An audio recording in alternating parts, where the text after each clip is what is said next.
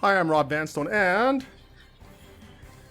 this is Tech. To the 58th edition of the Rumblings video podcast. Well, that was a dud.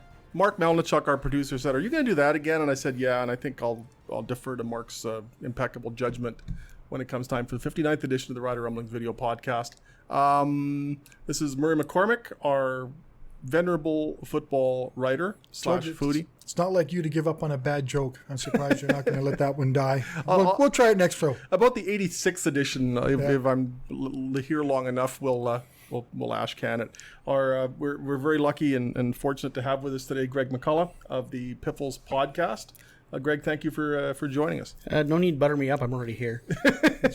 Yes, but it's always your prerogative to leave. That is true. And the door is not locked, and we aren't good company. So. And I'm okay. That was Greg McCullough of the Piffles podcast.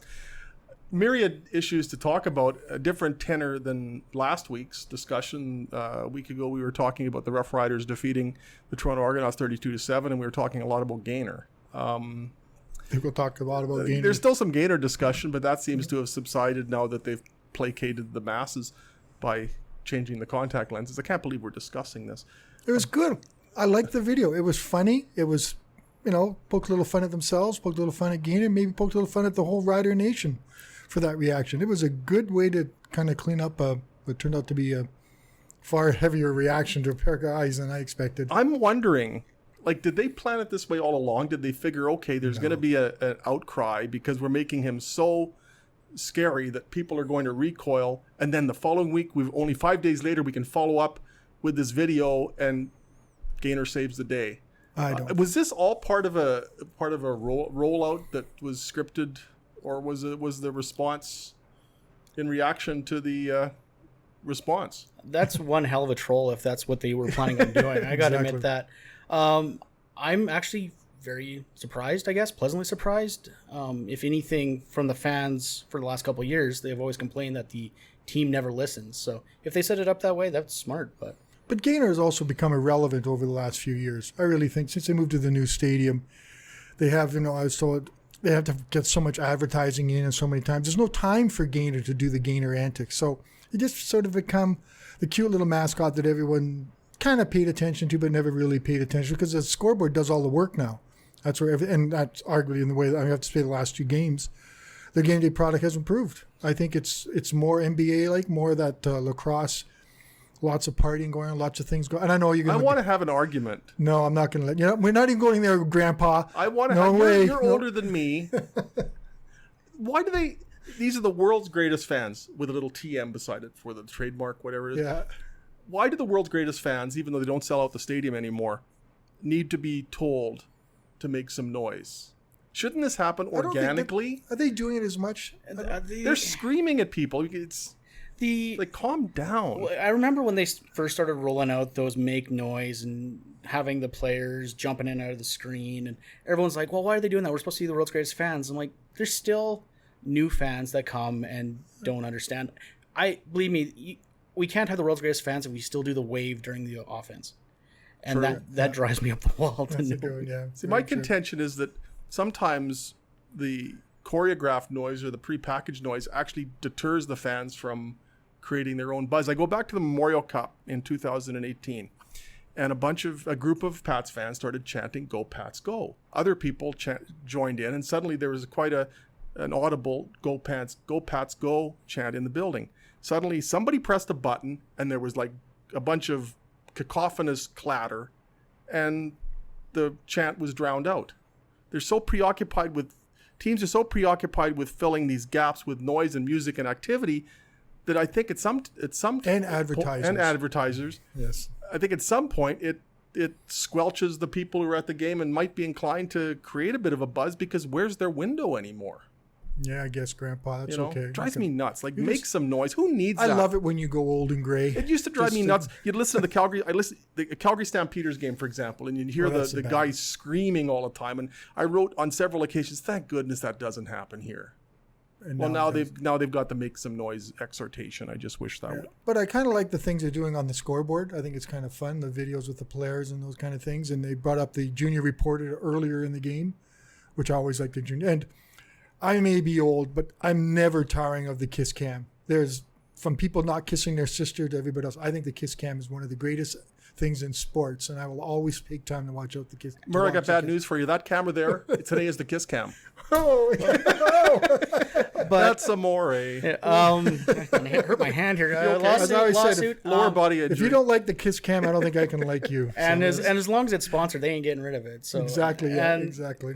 These segments will always have a place as long as they can find a sponsor for it. Junior Reporter's not going anywhere because it's cute and it's fun. Plus, you got it out of the fourth quarter, because I really think you can talk about everything going on.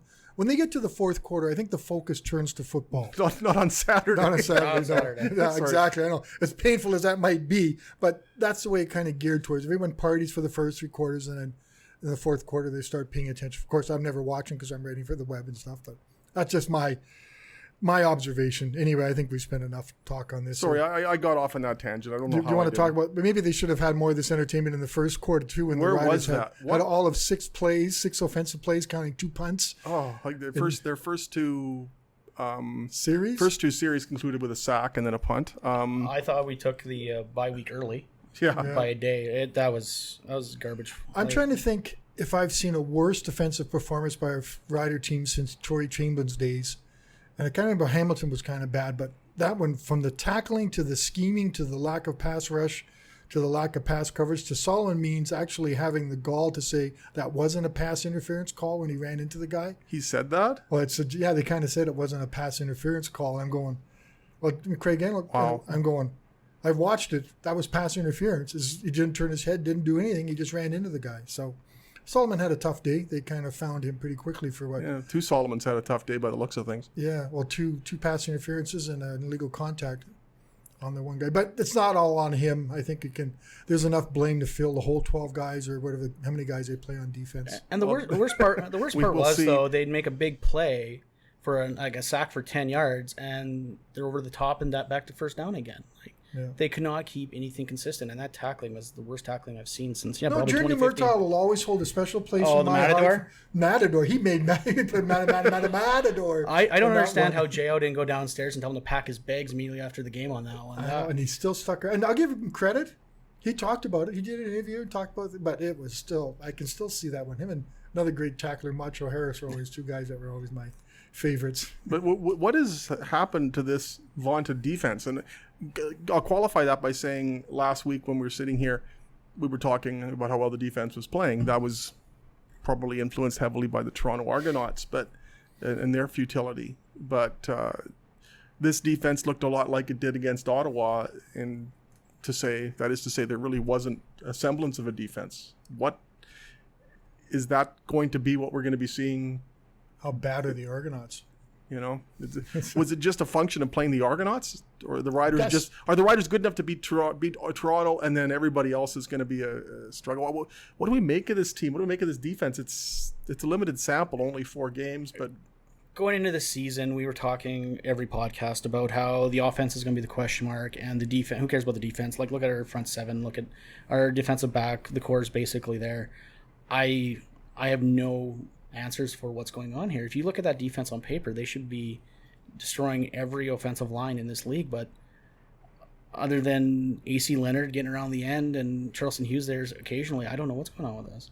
and I thought the middle of the defense would be this middle of the defensive line would be a strength, but then you look at the way the Argos, the way Calgary was able to run the ball, and often right up the middle. And often he was alarming. 8 yards before he was even touched. Like, there wasn't even a guy in the zone, in the area code when they were going after this.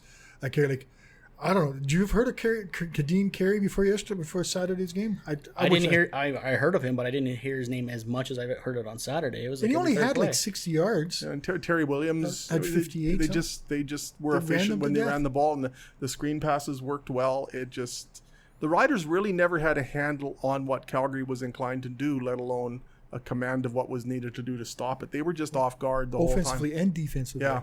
Special teams is a little bit better, but But it didn't really matter that much. I mean, the one Rider touchdown, Cody Fajardo scored it, but it was a 68-yard kickoff return by Lichas Purifoy that made that happen. So the offense really didn't even march into position where that 108-yard drive, I get them buried. You got a first-year quarterback, and you got him on the 2-yard line. You have this vaunted defense, and you get a pass home. interference, boom, and it's done. You knew right then it was You know, it's kind of back in the days, Robin, I'd say, you know they're not coming back from this. You know we sit there, Ken Miller's later days and Corey Chamberlain's and stuff. You knew they weren't coming back.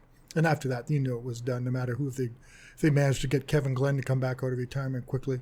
Even when they narrowed the gap to 15-10, though, you really never felt that Calgary wasn't in control of the game. At least I didn't. Greg? I in typical Rider fashion, I expected they'll get us within a touchdown and then still find a way to blow it. Especially after they put Harker in, because I'm like, oh great, here we go, 2 weeks of Harkamania running wild after Rider Nation. Yeah, well, you guaranteed that didn't happen. Yeah. There's the token wrestling reference. There you go. I can make more. Yeah, please do. Look at the shirt, but I digress. But they just could not seem to get a handle on Calgary. And like I tweeted out after the game, the only thing this proved is the East still sucks, and Calgary will always be Calgary. Doesn't matter who they put in front of you, they've always got next man up, and they're always going to be top of this league. And it's not just word service next man up. Like every team says next man up. They all say that. They actually have the depth. They have the depth. Like Nick Arbuckle played better than Cody Fajardo has played in the last 2 games, I think. He was more, they only missed 3 passes. I can't remember the 3 passes he missed. He moved the ball effectively. He did everything he had to do. Cody Fajardo, and I know we were all singing his praises for beating the Argos and almost coming back against the Red Blacks, but he looked like a guy who hasn't played a lot in that game, I think. I think he made his happy feet. He didn't appear to be, he got scrambled, got forced out of the pocket a lot. He just didn't look like Cody Fajardo that we kind of expected to see against that. Like, really, was there a play that he made? You went, oh, what a great play by Cody? There was a nice throw to Naaman Roosevelt over the middle. Aside from that, he was sometimes scrambling, as he acknowledged, when he didn't really need to. Yeah. And just didn't look like the confident, poised quarterback that he was against Ottawa and Toronto. But again, it's also somebody who's making his 3rd CFL start, and I think you can throw Cody Fajardo a mulligan for that. But when I see experienced defensive players faltering, players with credentials, a defense with credentials, a defense that has been the strength of the team, when I see that faltering, I'm a lot more concerned than I am about Cody Fajardo hitting the inevitable speed bump. Is that fair, or am I absolving the offense too readily? Sorry, considering how the Riders lost, there's very little uproar. No one's saying, "Oh no, this is the end of the world," or 1-3. Want to see my inbox? Yeah, I haven't noticed much that people are being as critical as this one as they might have been. Let's say wherever was it, maybe they because of Craig Dickinson and Jeremy O'Day getting a bit of a honeymoon, but I don't seem to notice the uproar of people saying, "Oh, this is the end of the world. This is not a team we're going to cheer for. I'm not going to buy tickets. I'm staying away." Got a funny looking Gopher, and I was going to say they did that over Gainer. Who cares about the defense? Yeah. Let's talk about that. But the thing about the defense is, like, Elmemian did not look right still. Like, did they put him back too soon? Should they have waited till after the bye week? I mean, if you wait another 5 days, then you're giving him another 2 weeks. Exactly. Right? Like, I don't know what the point of throwing him out there was. Sooner or later, he's got to play. Well, I agree with you. And if he's ready to play, he's your big profile free agent. Play him. But I also think the linebacker core was perfectly all right without him. I agree, and that's why I actually think a little better with Cameron Judge in there and Deshaun Davis on the outside end. But Solomon Aluminium, he's rusty, so now he's played, so now he can gets a couple of days, week off, and then. But I'm right. I found him non-existent almost. When I look at this defense, though, I look at the players and the credentials, and I think, okay, on paper, it adds up that this should be a dominant defense, and it may turn out to be so. We're only 4 games in, but when I look at the nature of that defense and the kind of buzz it creates on the field, or that kind of havoc that it creates or used to create on the field, that's what I don't see. I don't see the energy. I don't see the unpredictability. I don't see the diversity that used to be a trademark of the defense under Chris Jones. You look at the many things that they could do with Willie Jefferson. You look at the many things that they could do with Toby Antigua. Sam Aguavin covering the field from sideline to sideline. The different looks that Chris Jones was able to show offenses, I don't see that anymore. Is that just a symptom of Willie Jefferson not being here anymore? They don't have those jackknife players like Aguavin, like Toby, like Willie. You could line those 3 up in any position and you would have been fine. I don't think they've got one of those guys anymore. You had offenses were guessing who was coming from where and who was backing off. And right now you're lining your front 7 up, and it's conventional football. It's nothing out of the ordinary. I think they're relying. They thought, okay, we've got a front 4 that has there's 3 players in that front 4 who were all-stars, divisional or league all-stars last year. And then you've got Zach Evans, who's a very reputable player. I think they were counting on, and perhaps still are counting on, that front 4 being able to dictate the terms of the game so that Calgary's basically trying to throw 5 or 6 receivers into 8 people covering. If you look at what Calgary did on Saturday, they rushed with 4 83.8% of the time, and they were able to create pressure, or at least the threat of pressure. Plus, they were zone defense most of the back. But the Calgary can rush with 4 and pull it off. The Riders rushed with 4, and there really wasn't much there. They got 3 sacks, but 2 of the sacks by AC Leonard were with the 6-man pressure.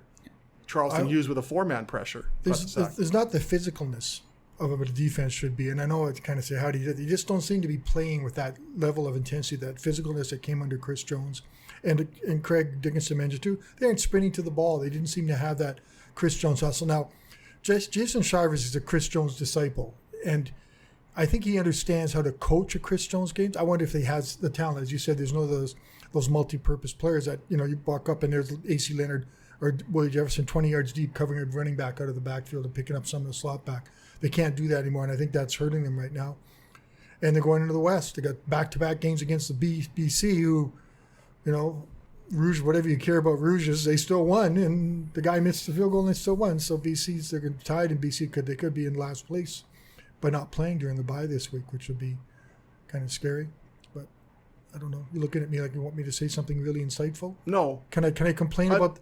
Go ahead. I want to complain about the fact only in the CFL can you block a punt and get a roughing the punter call. How does that happen? What a stupid rule that is. Garbage. Unbelievable. Who dreams this stuff up? Yeah, and I understand. Glenn Suter kind of explained it to me. He said you have to be going straight on the guy, and if you block the punt and hit the punter, then it's not fine. You can't angle or anything. But poor Jason Fry Jr. almost gets the onside kick, and one play later gets the block punt and doesn't get either of them. Yeah. So, sorry, that's my rant. I just can't believe you can block a punt and get a roughing the punter. I just find that unbelievable. Anyway. Let's talk about the offense for a bit. Okay. Now that we've dissected the defense much like the Calgary Stampeders did on Saturday. Note to Kobe Caulfield. I watched that game. I didn't think the offensive line was that bad in terms of protection. There were times when it looked like Cody Fajardo had a pocket, and it's like a little bell went off in his head, and he was stepping up into the pocket and thinking he had to run. And he even said during his post-game session he saw a crease and took off. But it looked like, for the most part, the time that he was given wasn't a real issue. When he threw the first interception to Roberson, it was a jailbreak, and there were 2 or 3 guys in his face. When he threw the second interception to Roberson, it looked like he would have had some time in the pocket, but he pivoted and went to his left and then just ran himself out of field and was picked off. But I'm not sure the protection was that big of an issue. Too. Yeah. What's he got, 5 picks? 5 picks. The league leader last year had 5 picks. He's got it in 3 games. Yeah. What do you make of the Cody Fajardo, the offense? Cody Fajardo played like it was his 3rd start. We need to remember that, and I understand we are in Rider Nation and no one has patience, but he's going to have bad games, and this was a bad game. You just can't make a habit of it. Definitely when they were down, he looked like he was trying to do way too much, and he thought if he could move the pocket with his legs and try to get that defense on their heels, maybe something would open up. But yeah, that second interception, he should just either ran out of bounds or threw it away. I don't know what he was thinking when he threw that one. You know what? The thinking subsequent to that puzzles me. Give him a chance to rally after that interception. Pulling him at that juncture, I thought was a bad decision by Craig Dickinson. Let's see how he handles it. Let's see if he learns from these mistakes. Let's see if he's resilient. This is a test of his character, and how often you want to see how the young quarterback can do against a defense such as Calgary's. So give him as much exposure to one of the tougher defenses you are going to find as you can. I don't think you can get an accurate read as has been shown on Cody Fajardo by just looking at how he plays against Ottawa or how he plays against Toronto. Well, okay, you're playing. This is where the bar is set in the entire CFL. You've got a young quarterback who's demonstrated some promise. Leave him in for another series or 2 and see how he responds to it. That's part of the growing process, isn't it? Why was he taken out at that juncture? I just don't get that. I think Craig realized they weren't coming back with Cody. I think it was that obvious that the fact that unless they get someone going to spark things, nothing was gonna happen, and Isaiah gave him that bit of a spark. But I just think Craig realized it was going nowhere with Cody. And I know you want to test him and see if he can bring him back, but even Cody mentioned that they needed the spark. And the game wasn't going to be won, though. They were done shortly after Tennille Arts finished the national anthem, and she was great. But I just wanted to see. Let's see how Cody Fajardo responds to the interception. How does he handle adversity? It's a bit of a joyride for two games. Joyride. This is where the bar is set in the Canadian Football League. Leave him in for at least another series and see how he. I remember in Darian Durant's first full season at the start of 2009, there were many games where he would throw an interception and he would atone for it not long afterwards with a touchdown pass or a big run or a big play. And I remember Darian saying many times how he appreciated the faith that Ken Miller showed in him by not impulsively going to the bench and bringing in Stephen Giles. But okay, let's see how Darian responds to the pick. And he threw more than 20 picks that year, but he also threw more than 20 touchdowns. They gave him a chance to spin out of it. I don't think that chance was given to Cody Fajardo on Saturday, and I'm not sure that was the right call. Am I just blowing gas here? No, I completely agree with you. But like I said, welcome to Rider Nation. Yeah. No one's got patience. Fans don't have patience, and at times our coaches don't have patience. Look how many times Jones pulled a running back for the ball hitting the ground. Yeah. Unfortunately, everyone seems to think newer, faster. Let's go, and you gotta let the guy fail in order for him to succeed. But you also got to get, and I know it goes back to what Rider Nation wants them to do, is develop another young quarterback. And how you're going to get Isaac Harker in any games, except for this blowout now, get Isaac Harker in there, see if he can do something, give him a chance, because they still don't have any options. You know, if Cody doesn't play well, Isaac Harker doesn't have the experience. I'm not saying that's what Craig's thinking, but I'm thinking that's what they were probably thinking. Even if you wait another series, I wanted to see how Cody Fajardo, whether he could shake that off. I think he had lots of chances in that game, Rob, to show what he could do, and he ran wrong, and he scrambled wrong, and he had happy feet. I just think it wasn't... But how do you remedy that? You expose him to more of that and see if he can... You talk to him on the sidelines, you coach him up, and you say, okay, this is what you're doing wrong, and what he did wrong was contributed to that second interception. Okay, they're going to keep doing this. They're still going to keep throwing the zone at you. They're still going to... just stand in there. Why not reinforce this is what you did wrong on this play? Now go out there and do what you should do. That irked me, so I wrote about it. It's in my next column. I also thought of an interesting thing is that all these guys are leaving on the bye week. Remember when Darian Durant was a quarterback? He would stick around during the bye weeks and study film and do those kind of... I know you can't tell the guys that have been away from home since the first week of May almost to stick around, but Darian Durant gained from spending that extra time here studying film, working out and those kind of things. And you kind of wonder... Yeah, everyone deserves a break. But Darian Durant had the right idea, I think, for him to stay in the camp and stay working with other people and relaxing. But you can't tell people to stay home when a guy's freshly married. And like I'm bringing up Cody Fajardo, he's newly married and kind of wants a bit of a break and get away from stuff. And you can always take the film with you anywhere you go on a device about as big as this. Yeah. So, I mean, who's to say that on the plane ride home, back in California, he's probably poring over a film as it is. Isn't as obvious. Maybe Darren wasn't have those opportunities weren't there as much. But I remember when Darren, it was a big story. Remember that when he said he was going to stay in Regina? Oh boy, what's he going to do? I think you wrote about it. I wrote about it. I think every year he stuck around for the bye week. I wrote, "Hey, Darian Durant's sticking around for the bye week." Yeah, and, I think so. Yeah. I don't know. And you guys know, happy wife, avoid the knife. Oh. I'm in trouble then. I didn't know that either. Hey, what do you think about the crowd? When you're looking out there and we see all these empty seats, what is that reflective of? Two things. You can probably speak to that better than I can because you're in the midst of that mob. I remember once upon a time when it was a big deal that the Riders got 28,012 on Rider Pride Day in 1979. It was unthinkable that the Riders would ever get 28,000 people or even 25,000 people, 24,000 people. So to sit here and say, 29,140, whatever, announced, paid, like so that's how they define it. It was paid, and I saw people freaking out about the attendance, and it's the Calgary. How come we're not sold out? Is this? Is that? There's a lot of factors that go in, and you guys know too. We all watch sports. The experience is much better on TV as it is now, and the games are more expensive to go to. But at the same time, if you look at the attendance over the league, Riders right now are technically fourth. If you round up, they're actually tied for third with Ottawa for percentage of attendance. and you're looking at much smaller venues than what Mosaic Stadium is. Yeah. So we're leading the league by attendance, average attendance by 4,000 people. It just looks worse because one, it's Rider Nation, and two, it's a beautiful new stadium.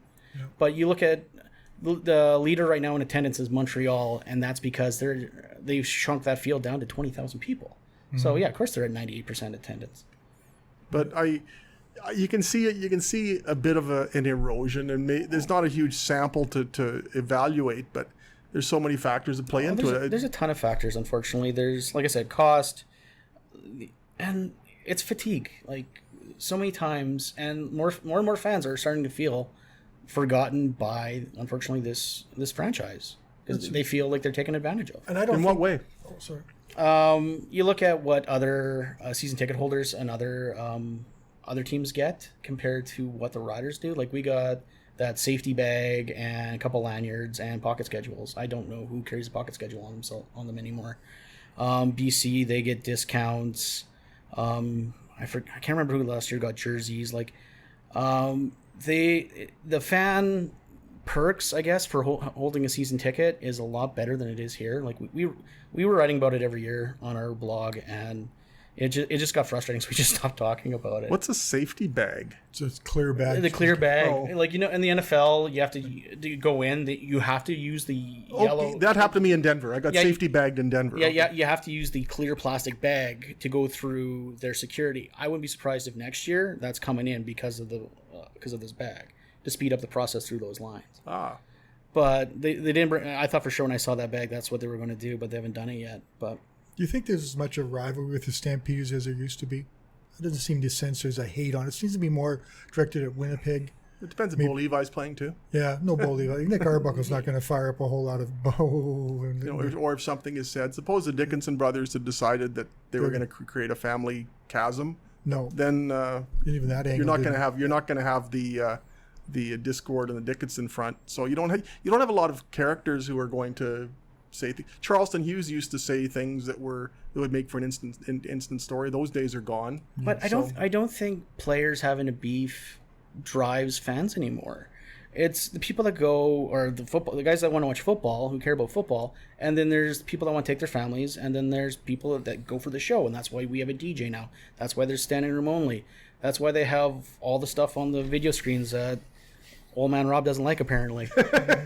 Grandpa. Yeah, but people go for the experience now more than the game. The game, unfortunately, as professional sports goes, is now becoming secondary to the actual overall experience. Well, you nailed it. It's easier to watch at home. Mm-hmm. It really is. I forget about sometimes because we go to every game, but we sit in that antiseptic world of the press box, which really doesn't lend itself to a whole lot of appreciation. But to watch the game at home, I know why people do it.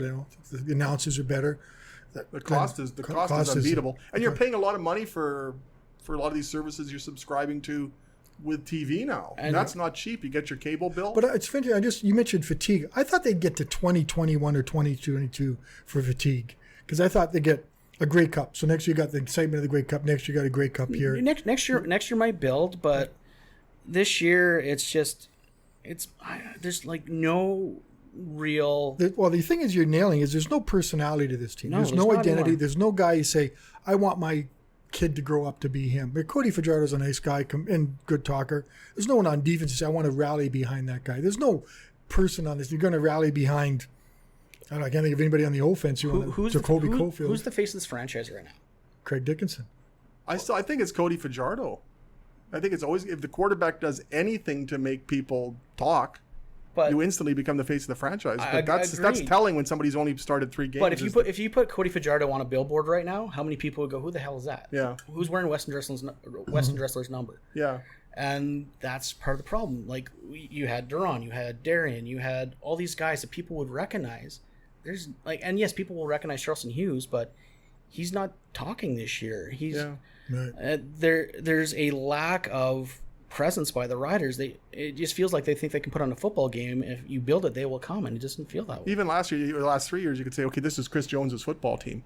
Now there just isn't that same link between football operations person, Craig Dickinson. It's Craig Dickinson's team, it's Jeremy O'Day's team, but there's not that one individual. The most passion was for Gaynor the Gopher of all year, about everything going along there. Like even last year when they cut all those guys at training camp, No, that created a little bit of buzz when they cut Bag and Grant. I hate to Was say a it. buzz if, cut then, huh? Yeah, if Bag was here, yeah, like Safety Bag or Rob Bag? Oh boy, I love Rider fans, and I actually went on a rant about how much I hate Rider fans over the cutting of Rob Bag, because I love the guy. He was one of my favorite players, and yeah, it just. I remember when Katwana Jones got cut, and people reacted like they just cut a legend. It was just like, how could they cut Katwana Jones? His routine before the game is so cool. He fires up the team. Katwana Jones we're talking about here. So it doesn't surprise me that Rob Bag became that issue. But that's, part of the thing that we lament or decry is one of the things that makes this fan base special is that they are invested, and the most picayune little details can become a furor. And we look at Gainergate as a classic example of that. What are you looking forward to in the bye week, Rob? Anything exciting you about this week off with the Riders? Facetious as heck. I'm gonna go for a nice series of bike rides. I think they need a bye week. I think Craig mentioned they were tired and they looked tired, but 5 days off between games, and I know I was tired after that 5 days between games. I like to think back to week. Well, a carpal tunnel does have its drawbacks. It does have its, but I think the bye week is something they need. And regardless of how they spend it, I know there are going to be guys with their noses buried in playbooks, and they're going to be hanging out with their family and stuff. And hopefully they'll come back recharged. And boy, if they beat the Lions back to back, we're back here in a couple of weeks. When do we start Claros Watch? Oh, don't. This week. They can't do it, can they? I've seen this team do some pretty dumb things. That's very true. I wouldn't be surprised. He plays. If he comes back, he plays. That's my thoughts. I don't think in good conscience, I know, if you're a coach I've been on this crusade before, I don't think you can put him on the field, because if he gets hurt again, somebody's got to live with that. Not just Zach Claros physically, but if you're Jeremy O'Day, if you're Craig Dickinson, you've got to live with putting him back on the field and the possible consequences. And if the worst case scenario bears out. Well, you can't bring him back as a backup, Rob. You can't. You can't do that. I think there's not at that price tag. No. Although they've already paid him more than half his salary. I mean, there was a front-loaded contract, so there aren't a lot of financial considerations from this point forward. But the way I look at it is, don't do it, please. If they put him out there, he's Exhibit A in the next concussion lawsuit. Yeah. Because how can you put a guy with 4 concussions in a calendar year out there? Yeah. It's scary. I mean, it's been kind of, maybe it's not a concussion. Like, it's never been confirmed. I've heard neck injury. Upper body, but it's concussion. I think you err on the side of caution. The 16 games that he's dressed for as a Rider quarterback, including preseason, he's had to leave 5 of them, 4 of them after a hit to the head. So within 3 or 4 games, the percentages say there's going to be something injurious happening. I'd love to be wrong. I'd love to be wrong. I hope he enjoys a healthy, long life. And up until playing the Stampeders, Fajardo had actually outplayed him, hadn't he? Oh, he created more of a buzz in 2 starts than Zach Claros had in 15. Yeah. Right? But we should wrap up. Greg, unlike us, has a life and responsibilities and integrity. So, well, I got at least 2 of those. Well, I could go on and on, just enumerating your many good qualities. Thank you so much for being with us. Thanks for having me. Greg McCullough with the Piffles Podcast. Would you like to tell us a bit about it and how people can get it? Piffles Podcast is a Rough Rider fan podcast. You can find us on our website, pifflespodcast.com, our Twitter @PifflesPod, Facebook, search Piffles Pod. Just search Piffles Pod in any social media. We're on all the podcasting things you can find. And me Greg on Sports. Just tell us quickly what Piffles means. Named after Neil Piffles Taylor, which I'm surprised how many Rider fans don't know that. That's what I'm thinking. How many they don't know? Yeah, it's always like, what's a piffle? Yeah. Really? They ask that question? Yeah, all the time. Say it's one of the best chips around, aren't they? With the ones that hold all the flavor. No, those are Ruffles. Yeah. I've got a Piffles chapter in my upcoming book, 100 Things Every Rider Fan Should Know or Do Before They Die. So there's a Piffles Taylor chapter in there, and it explains how the Piffles nickname came about. Nice. So isn't that fascinating? Oh, absolutely. Coming out in November, and then it's going to get really shameless. Even more shameless than the deployment of the you want to read that? You want me to read that? Greg, do you want to read the honorary reader of the thing? Well, I didn't know I had to do homework here. Yeah, and you got to do your old announcer voice with the cup deer, just like back in the. You got to do the Edward I R. thought I Murrow had to version. do like a cheesy radio announcer voice. If you enjoy the podcast, please leave a review and rating. It helps us a lot. It does, you know. You can subscribe to the show on Apple Podcasts app or wherever you get your podcasts. You'd like to send us a question, you can and email Rob at rvanstone@postmedia.com, and we'll read it on the show. No questions last week. You can follow Rob on Twitter @RobVanstone and Murray @MurrayLP. Awesome. Greg, Thanks for awesome coming in, to be Greg. with us. Thanks for having me, guys. Murray, you're here dutifully, but we thank you as well. Yes. I'm Rob Vanston. We'll do this again next week with the 59th edition of the Rider Rumblings podcast. Take care and have a great bye week.